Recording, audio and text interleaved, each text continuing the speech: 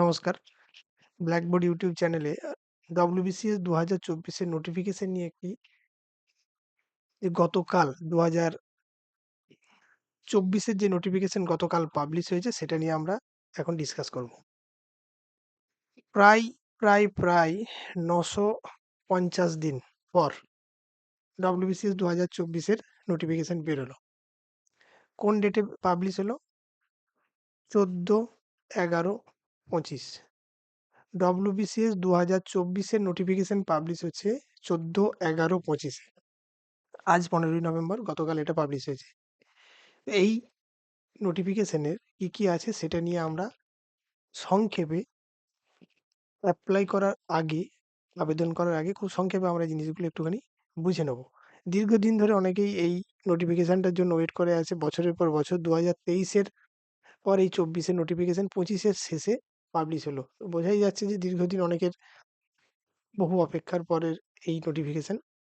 আমরা এই নোটিফিকেশনের মধ্যে কি আছে খুব সংক্ষেপে একবার বুঝে নেব অ্যাপ্লাই করার আগে। এই নোটিফিকেশনটা যারা দীর্ঘদিন ধরে পরীক্ষা দিচ্ছে তারা প্রত্যেকেই জানে। যারা প্রথমবার দেবে তাদের জন্য কিছু বেসিক ইনফরমেশন আমি এড করেছি। যারা দীর্ঘদিন পরীক্ষা দিচ্ছে তাদের জন্য এসব প্রয়োজন নেই। এই নোটিফিকেশনটা এখন কোথা থেকে আমরা ডাউনলোড করতে পারবো বা পাই? এটা হচ্ছে PSCWB'র ওয়েবসাইট।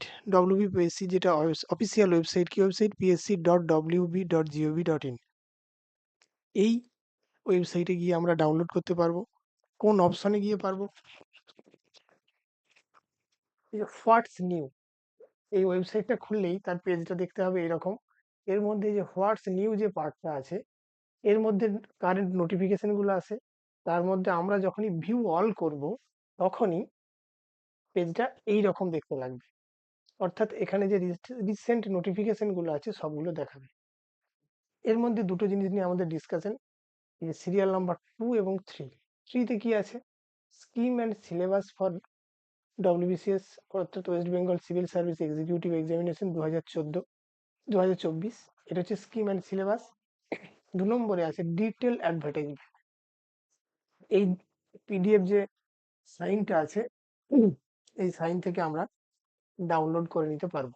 আমার অলরেডি ডাউনলোড করা আছে। আমি সরাসরি এর বেসিক ওভারভিউতে চলে যাচ্ছি। অর্থাৎ যাদের দরকার তারা এই pscwb.gov.in ওয়েবসাইটে গিয়ে এই হোয়াটস নিউ, বাঁদিকে একবার এই হোয়াটস নিউ পার্টটা থেকে ভিউ অলে ক্লিক করলেই এইরকম একটা পেজ খুলে যাবে। সেখান থেকে এই দুটো নোটিফিকেশন আমরা ডাউনলোড করে নিলে ডিটেল জিনিসটা দেখতে পাবো। আমরা ভিডিওর মাধ্যমে যারা নতুন আছে এবং যারা পুরানো তাদের জন্য খুব সংক্ষেপে জিনিসগুলো ডিসকাশন করব। নোটিফিকেশনটা কিসের? অ্যাডভার্টাইজমেন্ট নম্বর 08/2024, অর্থাৎ এটা 2024 নোটিফিকেশন। পুরো জিনিসটার কি নাম? West Bengal civil service executive etc examination 2024। দু তিনটে জিনিস এখান থেকে ইম্পর্টেন্ট। কি হবে এখানেতে এক্সামে? Written, personality test. এই এক্সামিনেশনের কটা পার্ট? দুটো পার্ট, রিটেন, পার্সোনালিটি টেস্ট। এই রিটেন এক্সামিনেশন কি আছে? Two successive stage. কি স্টেজ? প্রথমে হবে প্রিলিমিনারি, যেটা অবজেক্টিভ MCQ টাইপ। তারপর হবে মেন। মেন এক্সামিনেশনে MCQ আছে, কনভেনশনাল আছে। কি আছে সেটা আমরা পরে আলাদা আলাদা জায়গায় দেখছি। টেন্টেটিভলি এক্সামটা কোন সময় হবে? না, মার্চ 2026 অ্যান্ড দেয়ার অ্যাবাউট। যদিও এই ব্যাপারটা নিয়ে বেশ বড়সড় একটা কোশ্চেন আছে। যদিও আমাদের বলা হচ্ছে যে মার্চ 2026-এ হবে, কিন্তু এই ইলেকশন বা ভোটের জন্য এইটা কতটা হবে সেই বিষয়ে প্রত্যেকেরই সন্দেহ আছে। সেটা আমরা পরে ভবিষ্যতে বলতে পারবো, এখন ওটা বলা সম্ভব নয়। তো আমাদের এটা ধরেই এগোতে হবে যে মার্চ 2026-এ এক্সামটা হবে। আর একটা ইম্পর্টেন্ট জিনিস যেটা প্রতি বছরই মতোই লেখা আছে, only schedule tribe candidates of Darjeeling district and other candidates of 3 hill subdivision, namely Darjeeling, Sodor, Mirik, Karchiang, will be allowed to appear at Darjeeling Center. Similarly, all candidates from Kalimpong district will be allowed to appear at Kalimpong Center. The main examination will be held at Kolkata to be notified later. এইটা দীর্ঘদিন ধরে north বেঙ্গলের বহুজনের বক্তব্য, যেটা অবশ্যই হওয়া উচিত কলকাতা ছাড়াও, যার সেন্টার শিলিগুড়ি বা দার্জিলিংয়ে অবশ্যই থাকা দরকার। The personality test will be held thereafter in the office of the Public Service Commission, West Bengal. অর্থাৎ ইন্টারভিউটা পিএসসির অফিসে হবে। মেন্স এক্সামিনেশন কলকাতা হবে। যদিও এটা দীর্ঘদিন ধরে দাবি রয়েছে শিলিগুড়ি এবং নর্থের অন্যান্য সেন্টারে হওয়ার, যেটা অবশ্যই ফেয়ার। যেখানে দার্জিলিং বা কালিম্পংয়ের স্টুডেন্টদেরকে মেন এক্সামিনেশন দেওয়ার জন্য কলকাতায় এসে ঘর ভাড়া করে দীর্ঘদিন ধরে থাকতে হয়, সেটা অবশ্যই কাম্য নয়। অবশ্যই শিলিগুড়ি, দার্জিলিংয়ে এক্সামিনেশন হওয়া দরকার। এখানে কোন ডেট থেকে শুরু হবে? Commencement of submission of online. হ্যাঁ, এখন শুধুমাত্র অনলাইন অ্যাপ্লিকেশন করা যাবে। শুরু হবে 18ই নভেম্বর থেকে। Closing date 9th December. Fee payment কতক্ষণ করা যাবে? 3 PM পর্যন্ত, অর্থাৎ 18ই নভেম্বর থেকে 9th ডিসেম্বর। যদিও আমাদের চেষ্টা করতে হবে 25th নভেম্বর থেকে 30th নভেম্বরের মধ্যে কাজটাকে কমপ্লিট করে ফেলার জন্য। লাস্টের দিকে পিএসসির ওয়েবসাইটের কি অবস্থা হয় আমরা জানি। তখন কিন্তু খুবই সমস্যা হয় আপডেট করা বা কোনো ইনফরমেশন নতুন করে অ্যাড করা। সেই ক্ষেত্রে আমরা 25 তারিখ থেকে 30 তারিখ নভেম্বরের এই সময়টাতে আমরা টার্গেট রাখবো। এডিট উইন্ডো বরাবরের মতো আবার দেয়া হবে, যেটা আগে থাকতো না, এখন বেশ কিছুদিন ধরে থাকছে। 12ই ডিসেম্বর থেকে 18ই ডিসেম্বর এডিট করা যাবে, অর্থাৎ কোনো ভুল হলে এডিট করা যাবে। যদিও আমাদের চেষ্টা করতে হবে যাতে প্রথমবার অ্যাপ্লিকেশনের সময় কোনোরূপ কোনো ভুল না হয়। কোয়ালিফিকেশন কি? Degree of A recognized university, অর্থাৎ জাস্ট গ্র্যাজুয়েট হলেই হবে। সাথে কি about to read, right, speak Bengali. কিন্তু সেই বেঙ্গলি কাদের জন্য দরকার নেই? যাদের মাদার টাং নেপালি। যাদের মাদার টাং নেপালি তাদের জন্য এই কন্ডিশনটা নেই। কিন্তু এই জায়গায় একটা ইম্পর্টেন্ট জিনিস আছে। Candidate must fulfil the requisite qualification, অর্থাৎ এই ডিগ্রিটা পেতে হবে by closing date. That means closing date কোনটা ছিল? 9th ডিসেম্বর, অর্থাৎ এই 9th ডিসেম্বরের মধ্যে গ্র্যাজুয়েশন ডিগ্রিটা পেতে হবে। রেজাল্ট যেন বেরিয়ে যায়। অনেকের হয় কি সার্টিফিকেট পাবলিশ হয় না, সার্টিফিকেট বেরোয় না, বাট রেজাল্ট পাবলিশ হয়ে যেতে হবে। অর্থাৎ 9/12/25 আগে তার গ্র্যাজুয়েশনের রেজাল্ট পাবলিশ হতে হবে। 9/12/25 পর্যন্ত যাদের রেজাল্ট বেরোবে, ফাইনাল রেজাল্ট, তারা গ্র্যাজুয়েট হিসেবে অ্যাপ্লাই করতে পারবে। নেক্সট কি আছে? এজ, যেটা খুব গুরুত্বপূর্ণ, যে এজটা কোন ডেট অনুযায়ী ধরা হবে। যেহেতু এটা 2024-এর এক্সাম, এজ ক্যালকুলেশনের জন্য যে ডেটটাকে স্ট্যান্ডার্ড ধরা হয়েছে সেটা হচ্ছে 1/1/24, নট 25। 25 হলে অনেকেই দিতে পারতো না, যেহেতু 1/1/24 ধরে এটাকে হিসাব করতে হবে। এই জন্য যাদের আগে এলিজিবিলিটি ছিল, টাইম পেরিয়ে যাওয়ার জন্য মনে হচ্ছিল বসতে পারবে না, তারাও বসতে পারবে। 1/1/24 তাদের এজ হলেই হবে। কত বছর? 21, 21 থেকে 36, অর্থাৎ 21 থেকে 36 বছর পর্যন্ত এজ হলে এটাই বসা যাবে। কাদের জন্য? কিছু হিসাব আছে। Group A and C. B এর জন্য কি আছে? আলাদা করে বি এর জন্য এখানে তো বলা থাকে, whose age is between 20 and 21 years on 1/1/24 may also apply group B only, অর্থাৎ এজের ডিটেল জানার জন্য এই জায়গাটা পড়লেই হবে। এজের জন্য কিছু ছাড় আছে, যেমন এসসি এসটিদের জন্য 5 বছর, ওবিসিদের জন্য 3 বছর ছাড় আছে। এবং এর সাথে যারা পিডব্লিউডি, অর্থাৎ benchmark disability, person with benchmark disabilities, তাদের আপার এজ লিমিট 45 ইয়ার্স অবধি আছে। এই ক্ষেত্রে SC ST OBC candidates of other state shall be considered as আনডিজার্ভ, অর্থাৎ আদার স্টেটের যারা এসসি এসটি ওবিসি আছে তাদেরকে আনডিজার্ভড হিসেবেই অ্যাপ্লাই করতে হবে।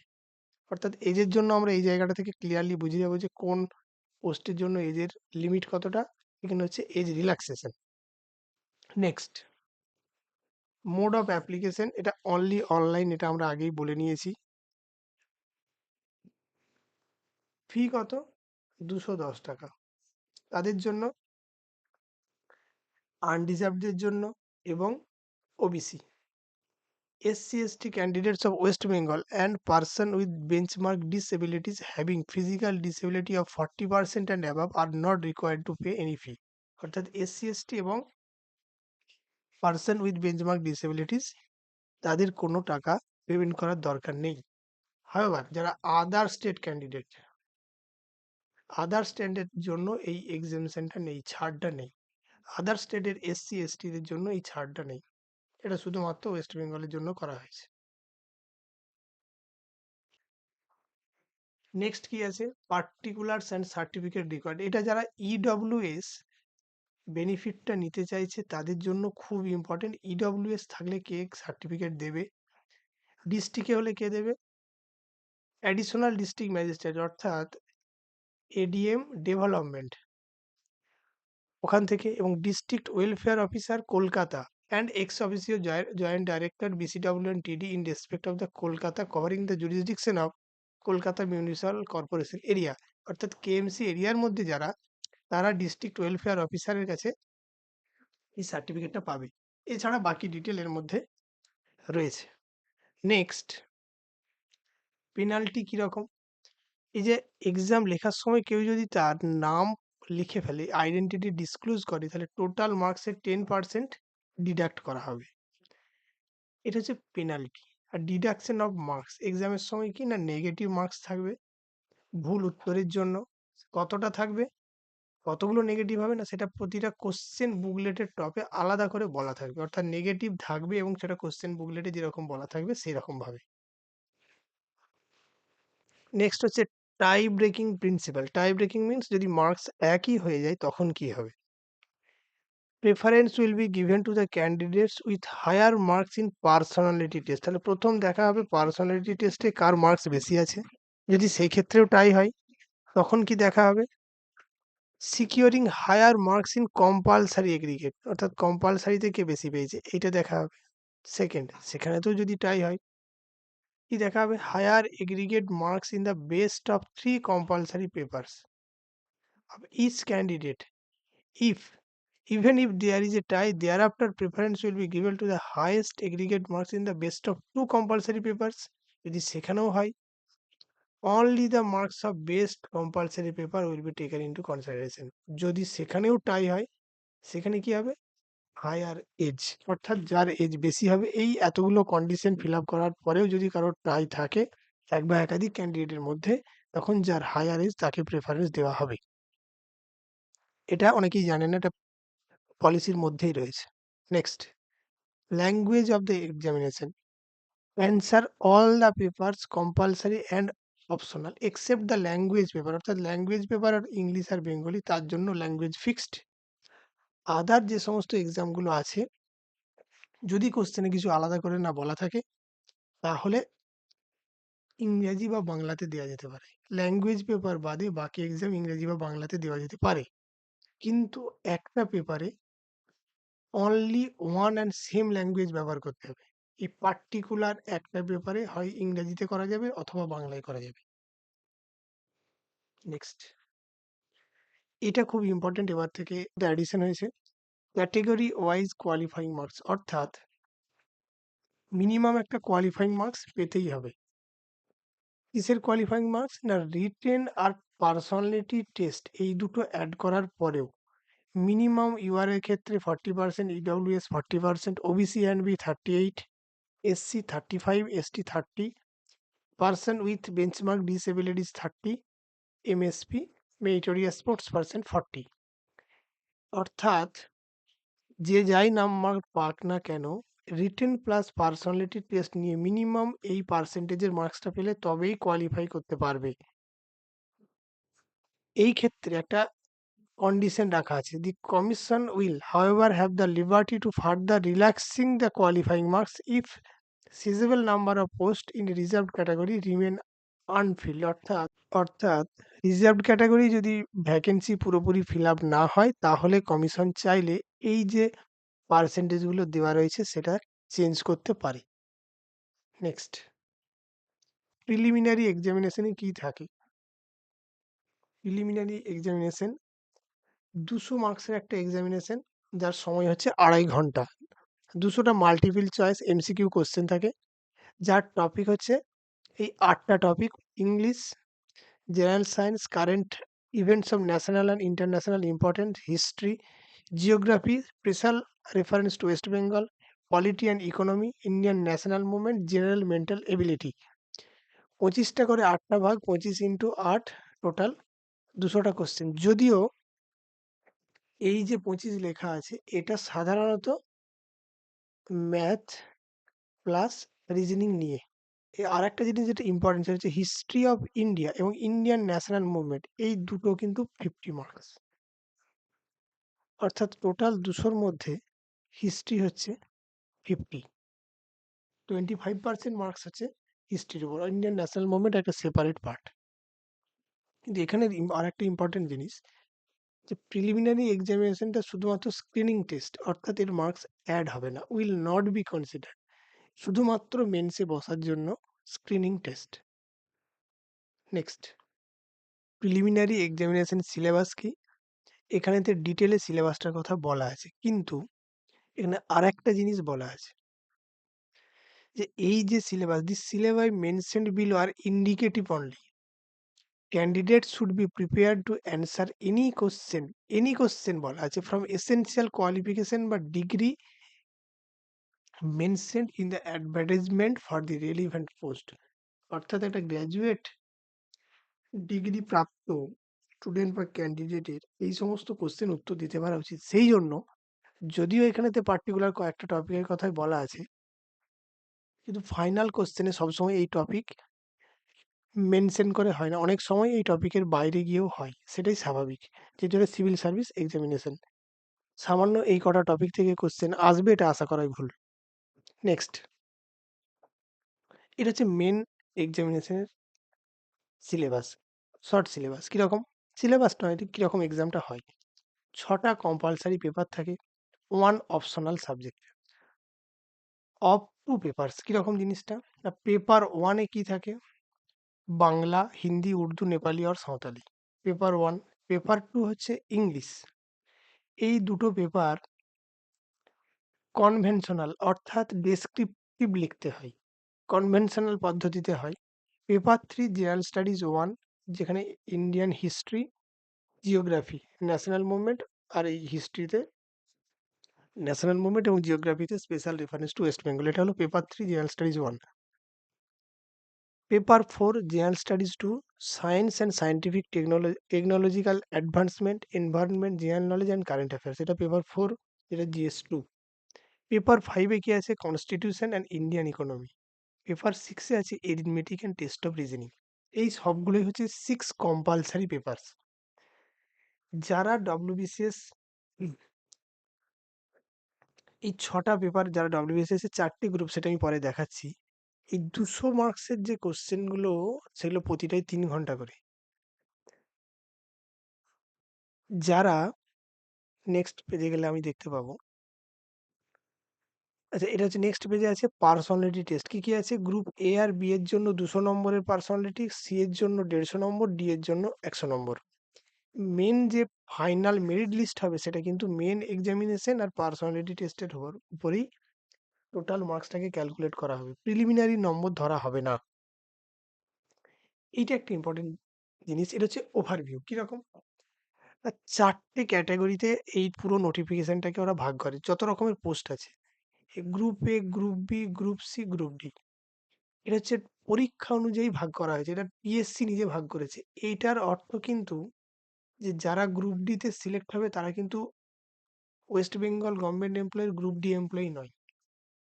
এইটা খুব ইম্পর্টেন্ট, এইটা পিএসসির ভাগ করা। যারা রোপা 19 অনুযায়ী 14 নম্বর স্কেল বা তার 12 নম্বর স্কেল বা তার বেশি, 12 নম্বর স্কেল অর্থাৎ আগে যাদের গ্রেড পে 4400 ছিল, তারা সবাই স্টেট গভর্নমেন্টের গ্রুপে অফিসার। 4400 গ্রেড পে হলেই স্টেট গভর্নমেন্টের গ্রুপে অফিসার, যেটা রোপা 19-এ ফাইনালি ডিফাইন করা আছে। অর্থাৎ যে ইনিও গ্রুপে অফিসার, ইনিও গ্রুপে অফিসার, এখানেও গ্রুপে অফিসার আছে, এখানেতে একটু আলাদা হয়ে যায়। এটারও ডিটেল জিনিসটা আমাদের নোটিফিকেশনে এবং ডিটেইল সিলেবাসেতে বলা আছে যে কোন গ্রুপের জন্য কোন, কোন পোস্ট আছে, তাদের পে স্কেল কত। তো এখানে আমরা পরীক্ষা রিলেটেড যেটা সেটা দেখে নিচ্ছি যে group A, B, C, D এই ৪ টে ভাগের পরীক্ষাতেই ৬ টা কম্পালসারি পেপার সবার আছে। অর্থাৎ এই এরিথমেটিক পর্যন্ত। গ্রুপ এ আর বি এর জন্য একটা অপশনাল সাবজেক্ট চুজ করতে হয়। 1 subject, 2 papers of 200 marks each. অর্থাৎ গ্রুপ এ এবং গ্রুপ বি এর প্রত্যেককেই একটা করে অপশনাল সাবজেক্ট চুজ করতে হবে, যার দুটো পেপার 200 প্লাস 200 400। যে কারণে গ্রুপ সি ডি এর এই দুটো পেপার দিতে হচ্ছে না, গ্রুপ এ আর বি এর দিতে হয়। যে কারণে এদের টোটাল মার্কসটাও 1800। কিন্তু ৬ টা কম্পালসারি পেপার সবার জন্যই একই।